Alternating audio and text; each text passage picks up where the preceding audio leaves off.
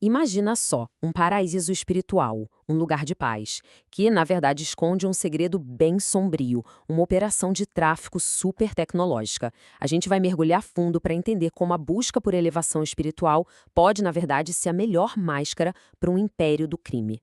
E essa é a grande questão que vai guiar a nossa análise. Porque não se trata só de um crime escondido, sabe?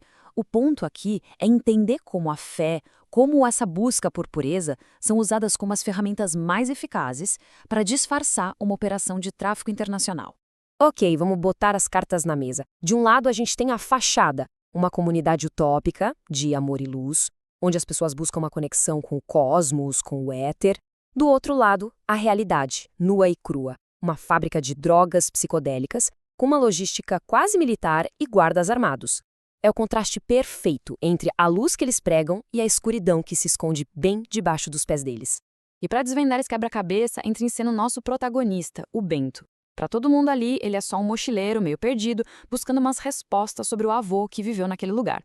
Mas a verdade é que ele é um policial infiltrado, e a missão pessoal dele acaba se misturando com a profissional, o que deixa tudo muito mais arriscado.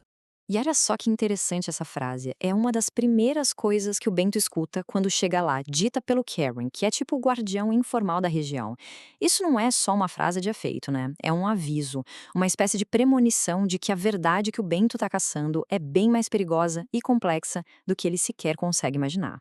A tensão da história vai sendo construída aos pouquinhos, sabe? Não é uma revelação de uma hora para outra. O tal do homem misterioso, por exemplo, ele funciona como um vigia silencioso, a primeira barreira de segurança. Já o pajé, ele é o filtro psicológico, ele tá ali testando a intenção de quem chega.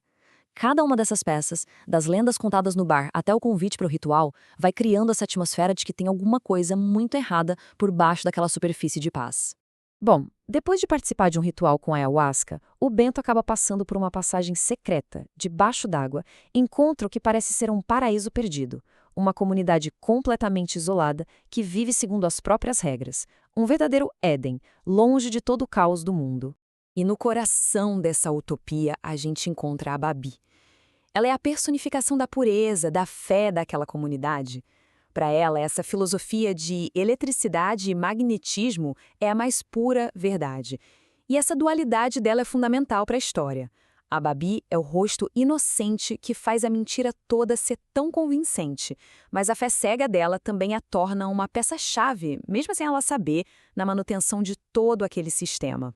E essa frase, ela marca a virada de chave. A paz era só a casca.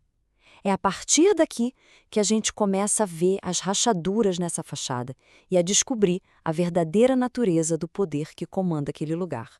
Então, por trás das danças circulares e dos cantos para o cosmos, o que existe é uma máquina criminosa, fria, calculista. Uma operação que usa a geografia sagrada daquele lugar como a sua maior arma.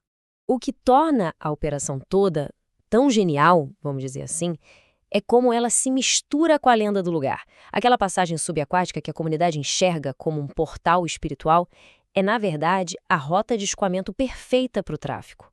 Um mini submarino leva a carga por túneis que ninguém faz ideia que existem. Isso torna a operação praticamente impossível de ser detectada. E no centro disso tudo está ele, o mestre Gabriel. Mas olha, ele não é um simples traficante. Ele é um mestre da manipulação. Ele vende a ideia de cura, de liberdade, enquanto, na verdade, ele constrói uma prisão de fé ao redor dos seguidores, usando a devoção deles como um escudo perfeito para os seus negócios. E isso nos leva direto para o confronto central da história, que é um jogo de espelhos fascinante. De um lado, o policial fingindo ser um buscador espiritual. Do outro, o traficante que se apresenta como um guia iluminado. São dois mestres da manipulação em rota de colisão. E essa tabela mostra isso perfeitamente. O Bento usa o treinamento dele para observar, para fingir, buscando uma brecha para expor a verdade. Já o Gabriel usa o carisma e os rituais com drogas para testar a lealdade e manter todo mundo sob controle. É uma batalha de inteligência que acontece no campo da fé e da mentira.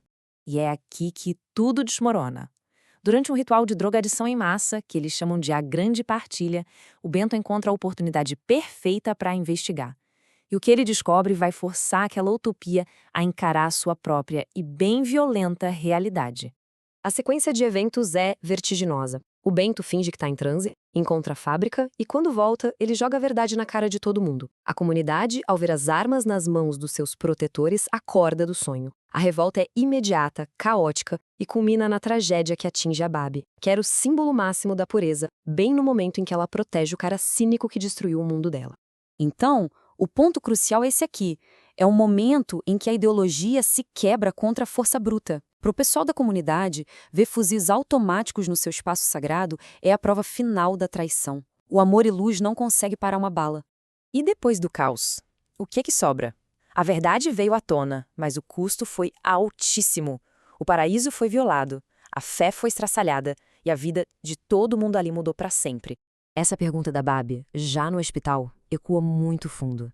Depois que se descobre que a base de todo o seu mundo era uma mentira, como é que se reconstrói? Para onde se vai? A questão dela não é só sobre um lugar físico, né? É sobre um lugar existencial. E a gente termina com essa reflexão. A comunidade, claro, foi vítima de uma manipulação cruel. Mas o mestre Gabriel, com aquela cicatriz de tornozeleira eletrônica, também é produto de um mundo de sombras que ele dizia combater. A história não dá respostas fáceis e nos deixa pensando sobre essa relação tão complexa entre fé, poder e a verdade que às vezes se esconde bem ali, por debaixo das águas.